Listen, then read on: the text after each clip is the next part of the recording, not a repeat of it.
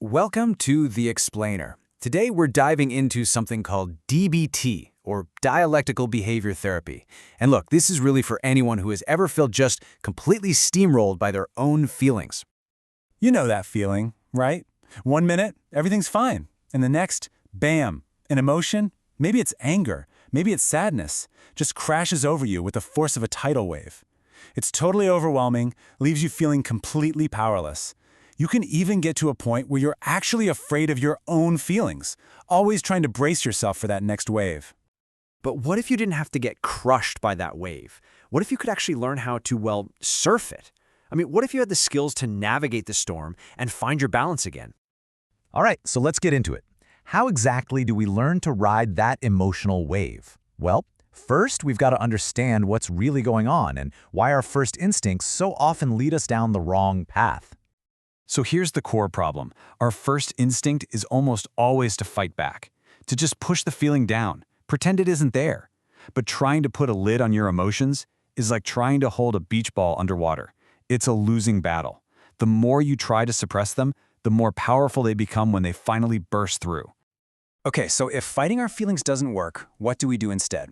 Well, a lot of the time, out of sheer desperation, we fall into a really nasty self-destructive cycle, turning to coping strategies that only make everything worse. You know what I'm talking about. Numbing out, hiding away from everyone, lashing out at people who don't deserve it. These are all really common reactions to intense pain. And yeah, they might give you a moment of relief, but in the long run, they just create this destructive loop that leads to so much more suffering. They don't solve the problem, they become a new one. And this is exactly where a different approach comes in. Instead of just reacting, we can learn a set of practical, hands-on skills. This is the DBT Toolkit. So what exactly is dialectical behavior therapy? At its heart, it's a skills-based approach. It's not about just talking about problems. It gives you concrete things you can actually do. And that word dialectical, that's the secret sauce. It's all about finding a balance between two ideas that seem like they're total opposites. And the central balancing act in DBT is between acceptance and change. This is huge. The therapy teaches that you have to do both at the same time. You accept yourself and your reality exactly as they are right now, without judgment. And you commit to changing the behaviors that are causing you pain. See, it's not one or the other. The real power is in holding both. So let's get practical. How does this actually work in the moment? What do you do when that emotional tidal wave is crashing down on you right now? Your first tool is the REST strategy. It's a simple but really powerful way to handle high-stress moments. First, R is for relax. Just stop what you're doing and take a breath. E is for evaluate. Ask yourself what's actually going on here. S is for set an intention. Decide what your goal is for this specific moment. And finally, T is for take action. Use a healthy skill to move forward. Okay, let's see how this plays out in the real world. Let's take Sarah. She's at a store trying to return a stained dress, and the cashier says no. We've all been there. That immediate flash of anger, that feeling of being totally wronged. Now in the past, Sarah might have just started yelling, but this time she uses REST. She stops, steps outside for a moment, and just breathes. She relaxed, she evaluated the situation, and she realized that screaming wasn't going to help. Her intention was simply to calm down, and her action was to get some fresh air. And this is where it gets really powerful. She went back in, and the cashier still refused. Her anger flared right back up.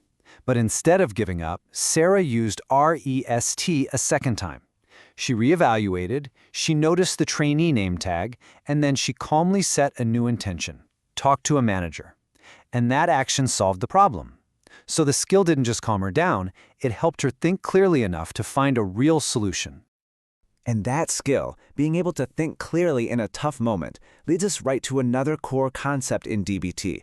It's all about how we relate to the difficult facts of our lives, especially the ones we just can't change. Just think about this quote for a second.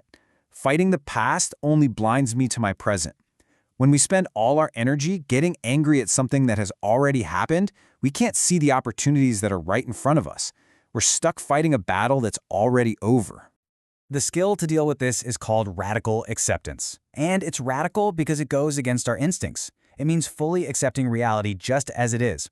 Now, this is super important. It does not mean you approve of it or that you're helpless. It just means you stop wasting energy fighting what you can't change, which frees you up to put all of that energy into what you can change, your actions in this present moment. Let's look at Christine's story. In one version, she fights reality. Her boyfriend's behavior makes her furious, and she reacts by smashing his windshield. The outcome? She gets arrested, the relationship gets worse, there's just more pain. In the other version, she radically accepts the painful reality of that moment.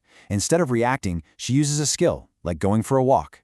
This doesn't magically fix the relationship, but it prevents more damage and creates an opportunity for a different, less painful outcome.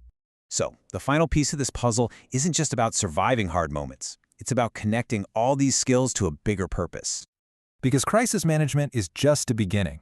The ultimate goal of these skills is to move from a life of constantly putting out fires to intentionally building a life that feels meaningful and worthwhile to you, a life that you actually value. And how do we do that? By getting really clear on our values. Think of them like a compass. Values aren't a destination you arrive at, they're the direction. They guide your choices, big and small, and they point you toward the person you want to be.